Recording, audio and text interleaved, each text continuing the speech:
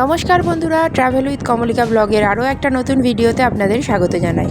পুরী ভ্রমণের তৃতীয় দিন দুপুরে আমরা বেরিয়ে পড়েছিলাম পুরীর লোকাল সাইট সিইংয়ের জন্য। আর তার জন্য স্বর্গদ্বারের ঠিক সামনে থেকেই আমরা অটো নিয়েছিলাম।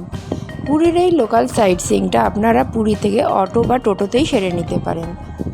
মোটামুটি 600 টাকার মধ্যে এই লোকাল সাইট সিইং হয়ে যায়। আমরা এই লোকাল সাইট সিইংয়ে 4টি জায়গা ঘুরে নিয়েছিলাম, সেগুলোই আপনাদের সঙ্গে শেয়ার করব।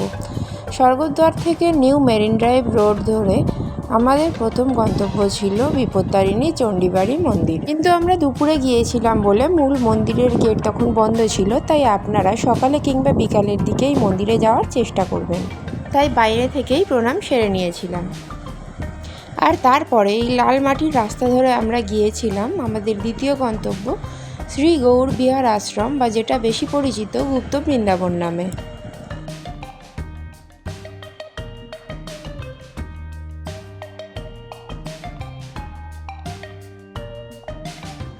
আশ্রমের মূল গেট থেকেই এইভাবে রেলিং করে দুটো ভাগ করে দেওয়া হয়েছে, একটা এন্ট্রি আর একটা এক্সিটের দিক। আর এই এন্ট্রির দিক থেকে কিছুটা এগিয়ে আসলে 10 টাকা পার হেড টিকিট দিয়ে আপনারা আশ্রমের ভিতরে আসতে পারবেন। আর ভিতরে আসলেই প্রথমেই যেটা চোখে পড়বে সেটা হলো জগন্নাথ দেবের বিশাল বড় একটা মূর্তি।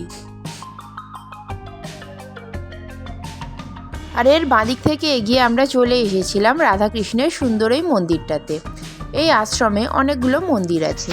বিশাল বড় এই আশ্রমটা আপনারা ঘুরে দেখতে পারেন সময় নিয়ে। তবে এখানে পথ হারানোর কোনো সমস্যা হবে না, কারণ পুরো আশ্রমটাই যেহেতু রেলিং দিয়ে ঘেরা, তাই আপনারা ঘুরতে ঘুরতে এক্সিট পয়েন্টে এসেই আবার পৌঁছে যাবেন।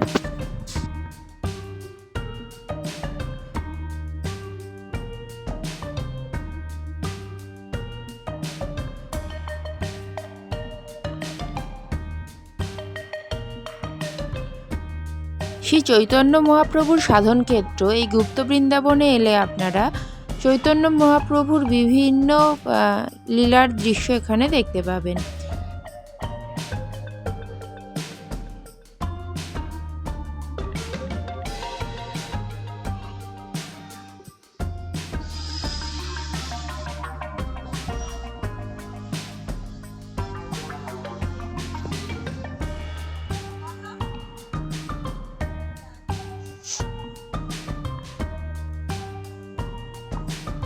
আর তার সাথে পুরো জায়গাটাকে গাছ দিয়ে এমনভাবে ঘিরে ফেলা হয়েছে যে গাছের ছায়াতে আপনি ঘুরতে পারবেন, ফলে এই আশ্রমের পরিবেশ আরও সুন্দর হয়ে উঠেছে।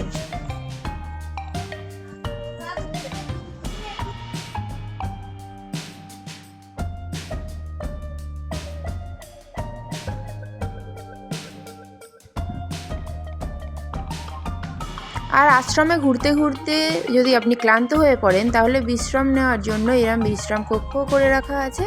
তাছাড়া আশপাশে বসার জন্য প্রচুর সিট বানানো আছে।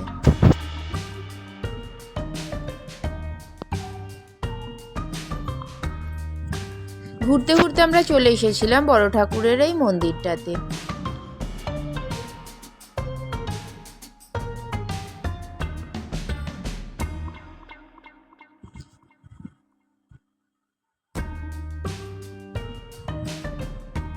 আর তারপরে আমরা দেখে নিয়েছিলাম এই চৈতন্য মহাপ্রভুর বিশাল বড় স্ট্যাচুটা, যেটা চারিদিকে জল দিয়ে ঘেরা ছিল। আর এখানে কিন্তু হনুমানের ভালোই উপদ্রব ছিল, তাই সেদিক থেকে একটু সাবধান থাকবেন।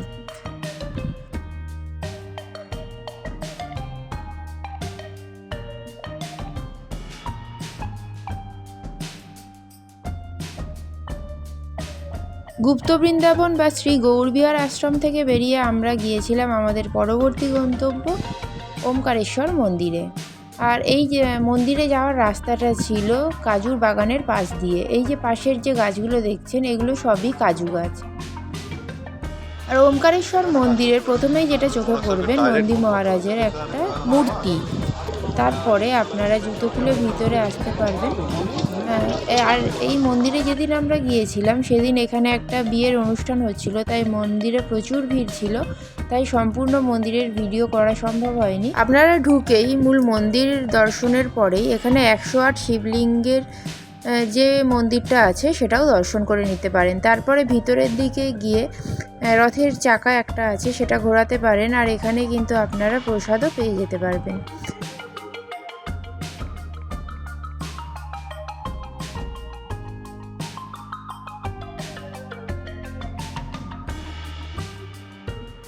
মন্দির দর্শন সেরে আমরা বাইরে বেরিয়ে এসেছিলাম, আর এখান থেকে এরপরে আমরা গিয়েছিলাম আমাদের চতুর্থ গন্তব্য জগন্নাথ দেবের পিসির বাড়ি। সামনের এই যে টিকিট কাউন্টারটার পরে আর ভিডিও অ্যালাউড ছিল না, তাই এখান থেকেই যতটা পেরেছি ভিডিওটা করেছি। পুরো বড় পুকুরের মাঝখানে সুন্দর একটা মন্দির। এরপরে আমাদের গুন্ডিচা মন্দির বা জগন্নাথ দেবের মাসির বাড়ি যাওয়ার কথা থাকলেও মন্দির বন্ধ থাকার কারণে আর যাওয়া হয়নি। তারপরে আমরা বিচে ফিরে এসেছিলাম, তাই ভিডিওটা এখানেই শেষ করছি। ভিডিওটা কেমন লাগলো অবশ্যই কমেন্ট করে জানাবেন, ভালো লাগলে লাইক করে দেবেন, আর নতুন বন্ধু হলে চ্যানেলটা সাবস্ক্রাইব করতে ভুলবেন না। সবাই ভালো থাকবেন, ধন্যবাদ।